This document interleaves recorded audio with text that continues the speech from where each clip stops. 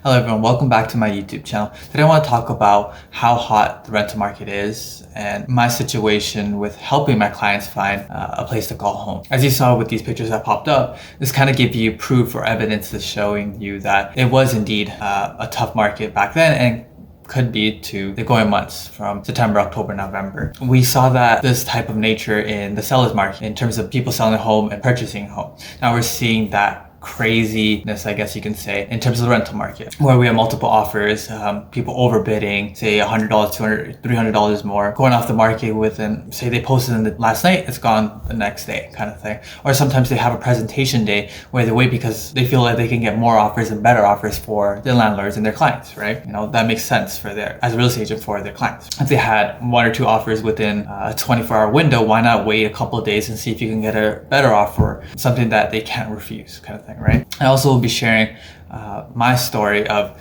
how I help my clients find a place to call home in terms of finding a leased property for them. It's been crazy, and hopefully this opens your eyes of, you know, seeing of what we're facing in today's market in terms of how hot the rental market was and could be the same situation in the coming months. You never know, right? With all these interest rate hikes, it's unpredictable, but so as a real estate agent, when you are helping your client in terms of them being a tenant, you want to have your things ready in terms of credit score, their pay stubs, their letter of employment, so that when they do find a place that they like, you have all that information ready, and you have the rental application in terms of the references, their employment, where they live, their piece of IDs and everything. So when they find a place that they like, you're not wasting time in finding all that information, gathering that together and putting it into an offer, right? You have to react quickly when they find something that they like, right? In my situation, we had all that information together, and all I needed to do is reflect that in terms of the contract, in terms of what property they like, by putting the address, the seller's name, you know, calling the listing agent and so forth, right? So I'm not waiting for my clients maybe a day or two in order to get, you know, a letter of employment or their credit score, their credit report, stuff like that, right? Once I have everything there, it's just a matter of calling the agent saying, hey, I'm going to register an offer. Is there any currently any offers? Is there anything specific that the landlord is looking for in terms of closing? Is it okay? You know, like trying to make the process more efficient on both sides, right? It's a negotiation at the end of the day, right? And things of that nature. So a little bit of my clients is that they're two hardworking individuals. It's a family of three. The mom and dad are both working. And they have great credit score. They have great income. Essentially, it's a great situation for me because they have a great credit score. They have the financial means to, you know, put down, more than 2 months down. Like the typical first month and last month's rent. They can have an earlier closing date because, they want a place as soon as they can move in, right? So it made it easier for me and for them as well. Say if on the other hand, other side of the table, if they didn't have a great credit score or if they didn't have, enough income, it'd be much more difficult, especially during this market, because landlords are looking for that great credit score. Sometimes they don't accept it. If anything's below 600, they're not going to accept, right? Or if one person's income compared to two people making income, right? They have more, I guess, the financial means in order to provide not just for rent, for other things, right? So that's not a burden for them, right? So they know that the tenants can pay. Because we all know during COVID, a lot of people lost their jobs or they couldn't provide, right? And as we heard on news, some people lived rent-free, right? And that's what the landlord does not want to face for them. And that's why they want to ensure that the people that they welcome to their house, like the tenants, have the financial means in order to, survive any economic situation that arises. Especially in today's economy right now, everything's expensive, right?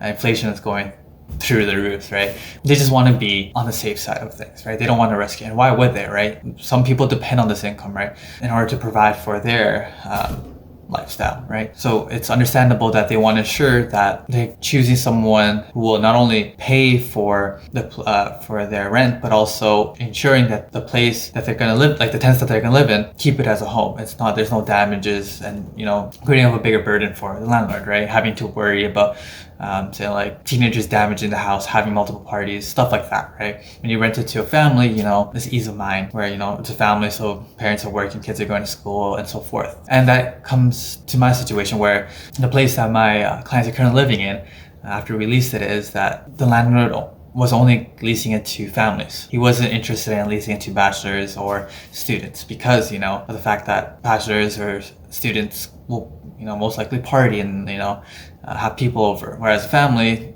that's not the case. They're just gonna go to work, treat the place that they live in as a home of their own, right? But going back to the idea of the offer stage, for my clients, I told them ahead of time, it's a tough market right now. It's gonna be tough in terms of finding a place to call home. That's just how the rental market is. That's how hot it is, right?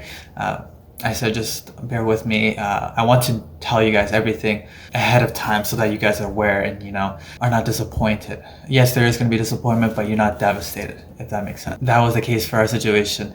It sucks when, your first offer for property doesn't go through, or the second or third. But again, that's just how the market is.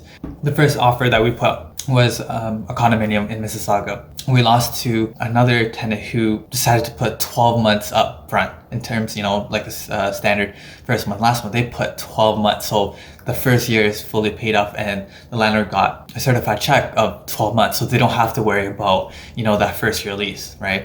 So if they decide to find another place, like the tenants that got the place, they got 12 months up, so they don't have to worry about anything, right? Where as opposed to us, for my clients, at the time we only had 3 months. So they had to worry about 9 months out of the 12, right? Because we gave up 3 months ahead of time, right? So as a landlord or as, anyone, who would you choose? Someone with 12 months or someone with 3 months? 12 months, right? It makes sense. Yes, they're international students, but at the end of the day, they gave 12 months up front. It's a no-brainer, right? So those are the things that were happening in that rental market, in this hot rental market, right? As a real estate agent, there's so many things you can control. And for me, it sucks that, I couldn't get my clients that lease property, right? They like that place and they want to put an offer, but, someone beat us by putting 12 months up. There's nothing you can do, right? You just got to move on to the next one. And that's, as a real estate agent, you can't control that, but it depends on the clients and what they're willing to offer, right? Some people they have a lot of saving where they can put up 6 months, 7 months in order to be competitive and make it attractive to the landlord. And because you have to find ways in order to make the offer attractive, right? Like credit score, it's great you have a high credit score, but if someone has maybe similar or a little bit less and they put maybe, again, 6 months as opposed to 3 months, what are they gonna choose? Someone with 6 months because there's more guarantee, there's more assurance, right? It's just how it was. There's nothing you can do about it. But I'm glad the clients that I was working with, they're willing to make the offer attractive by putting more months down, having an earlier closing date. And I'm glad they had great credit score. They have the financial means to put more money or offer more for the lease, right? Sometimes that's not the case, right? You just have to work with, 3 months. And, like my previous situation where he didn't have enough money to spend on a lease, right? He moved from a different city. It makes sense, right? I take that as personally that I couldn't satisfy them in terms of getting that lease property, but I just take it upon myself into ensuring that I can find them a place to call home, right? Doesn't matter how many showings we go through, and maybe they like 2 or 3, right? At the end of the day, I want to close the deal and ensuring that they find a place to call home, right? They came to me to find a rental property, right, that they can live for a year or 2, right? Maybe they're saving money to move to a different, city where they can put more money to buy a bigger house compared to Toronto, where you can't buy a decent sized one because it's just the location, right? It's so expensive to live in Toronto. We don't know the reasons, right? They wanted to find a lease property, my clients, and I was able to do that. And they're happily living there right now currently. But going back to my train of thought in terms of the hot rental market, we were also faced with, for instance, they liked another property that I showed them that fits their criteria, right? They didn't have a lot of boxes to check off, want a big space for their family and something close by, right? We faced a situation where there was a condominium in Mississauga. The list price was $3,000. So we put an offer around the same price, right? Then we know a couple days later, it depends on the agent. Sometimes they ask for 24 hours or 48 hours, right? To do their due diligence, right? Or the landlord is not, in town, they don't have enough time, whatever the case is, right? Typically it's 24 hours, right? For them, they wanted 48 hours, right? So we did give them the 48 hours in terms of bookability. But overbid. They put $3,300, $300 more for that lease property. Like, that's insane, right? And for us, we can't put another offer on another property because we gave them a 48-hour revocability. So once that offer expires, then we can put another offer on a different property, right? So it's just crazy, like $300 more for a property, for a lease property, right? Think about 300 times 12. Like, that's just insane.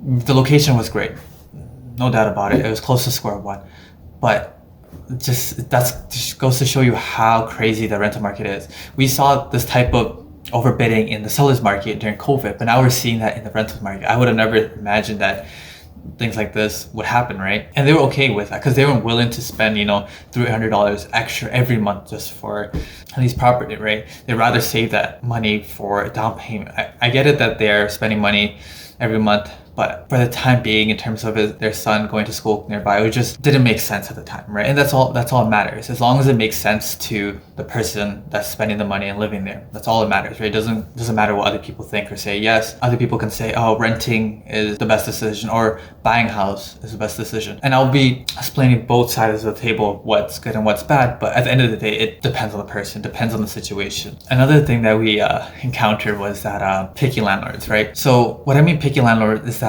they think they can get a better offer, right? So for instance, we found an apartment that my clients like. At the time when I showed him the condominium or apartment, it was just a couple days old. Even after I successfully closed this deal, that property is still on the market. And because the landlord is not in a rush to find a tenant to live there, and that's okay. They want to find someone that they like. We had a situation where the landlord wants to talk to the tenant before they sign off on the papers and close the deal, right? And maybe they just didn't like the vibe or whatever the case is, right? Maybe the first impression wasn't the best impression, It's just how it is. And my clients are like more than happy. They found a bigger place that I've showed them. They ended up leasing a condominium townhouse, or I've been showing them apartments and condominium. So the one that they have right now is double the space that I've been showing them, pretty much like a house. So once they do move out and buy a house for themselves, it won't feel weird to them, as opposed to moving from apartment or condominium to a house, right? Going up 33 floors, using elevators and amenities and stuff like that. But it's an easy transition from the house to, when they purchase a house. Things don't work out the way it was supposed to at the time. Maybe it worked out at the end of the day. That's all that matters, right? You're happy, I'm happy. That's all that matters. One situation was, it's so hard to say, because sometimes when the property is on the market for so long, maybe the landlord will drop the price, right? Maybe it's overpriced, but sometimes they're not willing to budge. I remember calling one of the agent to see if they're willing to, reduce the price, because it's been on the market for a while. And my clients, we went to go see it. They didn't want to budge, and rather than putting the contract, eventually they're going to say no because they wouldn't budge, and wasting maybe 24, 48 hours in terms of the revocability. I had that conversation with the listing agent. He said, no, we're not going to drop more. So they lease at $3,200. They're not willing to even go down $3,100. They see how hot the rental market is, and they think, they're betting on themselves that someone will put an offer for $3,200 or even $100 more, right? They're just betting on themselves. Another crazy thing that I went through with my client is that when I was going to a showing, I booked a showing. It was the last showing out of the 5 that I had that day for my clients. As soon as we entered the property, there was 5 offers already. Like, imagine 5. And it was close to the downtown core, but already 5 registered offers. They didn't want to put an offer because the place was okay, but they felt that, they didn't want to put more money down, or, whatever the case is, they didn't want to pursue it. But same thing happened again, where we found, I've showed them a listing, fit more to their criteria. They had condominium had 2 parking, it was a big space, and it was a nice view in terms of balcony and everything, right? It fit all the boxes that they were looking for. When I called up the agent, there was no offers. So I told him the situation. He's like, yeah, that's good. Send me the supporting documents, as in like credit score, employment letter, stuff like that. And then, a couple of hours later, I get an email saying, they have 2 registered offers. And I called up the agent saying, hey, I want to put the offer now. I don't want to, wait for you to talk to landlord. I'd rather send you the offer showing that we are seriously considering this property and we want to pursue it, right? So I put in the offer and they register it. And then the next morning, they had about, I think, 9 or 10 registered offers. That's insane. 9 or 10 on a leased property. That's how crazy the rental market is. Can you imagine 9 or 10 and you're waiting? I think it was only 24 hours for that listing. We waited 24 hours. Of course, we didn't get it, but it's just crazy. We were competing against 8 other tenants, right? 8 other offers. Like, it just boggled my mind. It was just how hectic that rental market was, especially now. Right now, I think it kind of cooled down, but I feel that based on what I've experienced is September, before September, people moving around that date because of school, mostly, right? Now that September has passed, it's kind of cooled down where all the students have settled down. People who are moving from different city, it's getting cold, so they don't want to move during the winter time, right? So it has kind of cooled down. That's just my personal outlook of what's to come, but it can change, right? You never know.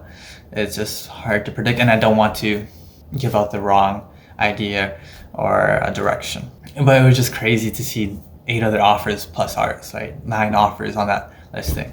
Again, it sucked to having to go through getting beaten by 8 other offers, or someone put in $300 more, or just whatever the case is. It just sucks, and I hated that feeling. And I know I couldn't do anything because it's whatever my clients can put up with in terms of the monthly deposit, credit score, the employment, whatever, right? I still felt that I needed to do something in order to make my clients happy, and they trusted me, and we've been working together. I wanted to close the deal and make sure that they find a place to call home. And it's like a burden has fallen off my shoulder because we found them a leased property. Yeah, so it does really help to have a real estate agent like myself for tenants to find a place to call home, right? I had a lot of showings, like sometimes I had 5 or 6 in a day for my clients, because at the end of the day, they wanted to move in before September. That's what they wanted to do. And it was getting closer to that date. And thankfully we were able to, and I was able to book a lot of showings because I wanted to find a place. I was showing criteria that fit their criteria, what they were looking for. So I'm not wasting their time, I'm not wasting my time, right? Where we were both in the mindset that, if we had A, B, and C, the top 3 picks, if we lost out on A, we were able to move quickly to B or C, right?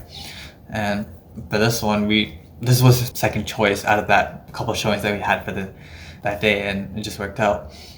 Wanted to be a realtor, real estate agent because I wanted to help people, and it's just that feeling. It was just ecstatic, right? It's hard to describe that feeling, and I love doing what I love doing. It just doesn't feel like a job. It's just like, I just love doing this. And yeah, so if you need a real estate agent in terms of finding a place, a rental property, or even on the other side, if you're a landlord and need to find the right tenant, because if this is a place you're giving someone the keys to live maybe a year or 2, right? You don't want the place to be destroyed. You don't want to keep putting money into the property because the tenants didn't take care of it, right? But yeah, hope you guys enjoyed this video. I'll be putting out other videos talking more about credit score and credit report, stuff like that. Those things are very important in terms of when you're putting an offer for the tenant side as well as the landlord side, right? So again, if you need a real estate agent for your buying, selling, investing, and leasing needs, please do reach out to me. I'm here to help out. Have a great day. Thanks. Bye.